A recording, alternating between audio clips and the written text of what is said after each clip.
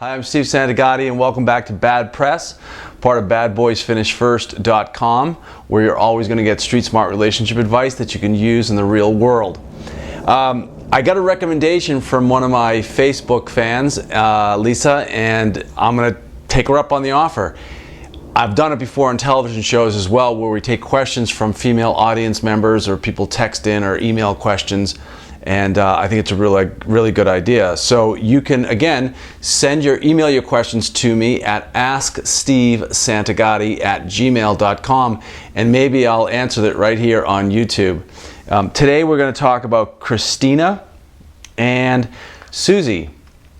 Christina is from Illinois, and she wants to know, how can a nice, overly accommodating girl still keep their character intact with bad boys and not let them take advantage of them?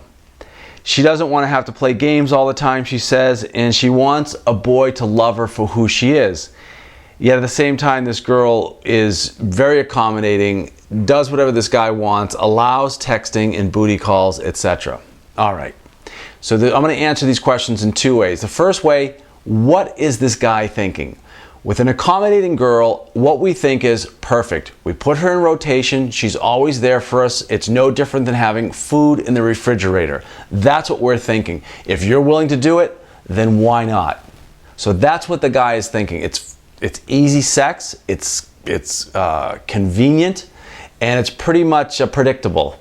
Okay? So that's what the guy's thinking. What Christina has to realize is that men have an innate desire to hunt, which I've said a million times, that's nothing new.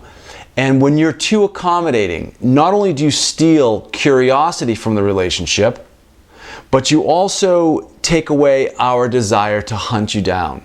You have to have self-esteem, you have to be strong, and you have to be a bad girl who finishes first.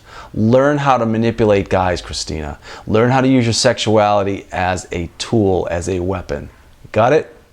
Okay, the next question is from Susie in Sydney, Australia, and she wants to know why it's so difficult to find a guy to fall in love with.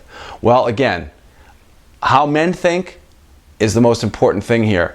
Men will often say, I love you, and that just means they love you. They like you, they care about you, they consider you special if they're being genuine. But let's take, for example, that they are being genuine, that they do care about you and they love you. They love you as a friend. They might be sexually attracted to you. But when a guy says he's in love with you, that's a very different thing. That means he's very committed. He's emotionally committed. He's physically monogamous with you. That means he's in love, inside you, if you will. Okay? I use that term, if you will, way too much. All right. Now, when I want to talk to you about falling in love, I want to say that meeting someone and falling in love with them is extremely rare. And that's why it feels so good. Once you find someone in that rare situation that both of you look at each other eye to eye and say, I'm in love with you, without flinching, without faltering, that's a very, very special moment. A lot of the games and a lot of the seduction and manipulation will fall to the wayside. You still have to maintain your autonomy, and you still have to be your own woman in the relationship if you want it to last. Because falling in love in that honeymoon stage will not last forever. Most people, it's 3, 6, 8 months, a year, and then the real relationship starts to take form. I will say this.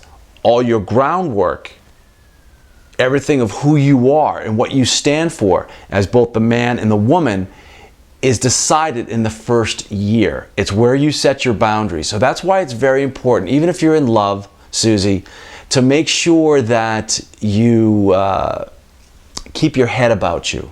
That doesn't mean you can't get involved and be romantic and, just let yourself go a little bit, and be in la la land, if you will, and enjoy that infatuation. But be smart. Make sure that the relationship doesn't become all of who you are. And again, Susie from Sydney, Australia, falling in love is rare, but no relationship is a waste of time. All right, again, email your questions to AskSteveSantagati@gmail.com, and I'll try to get them on here at YouTube. And if you want to find out more information, you can always go to badboysfinishfirst.com. Thanks.